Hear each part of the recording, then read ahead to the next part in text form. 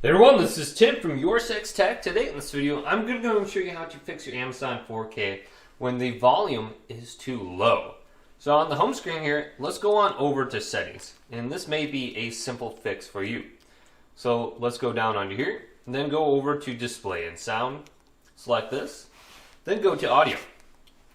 Now under here, we can go to surround sound. It says best available, but we can try going to PCM and selecting this as an option.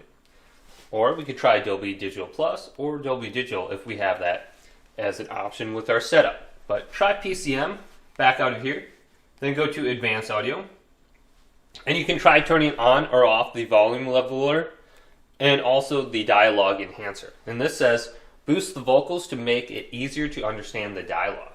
So you can try those two options. Now another thing we want to try is completely restarting our Amazon Fire Stick.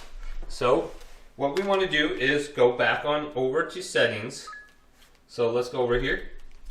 And we want to go to My Fire TV and completely restart our Amazon Fire Stick. Otherwise, go to the back of your TV and unplug it from the wall outlet for approximately 60 seconds and then plug it back in. And many times just simply restarting the Fire Stick can fix a lot of issues.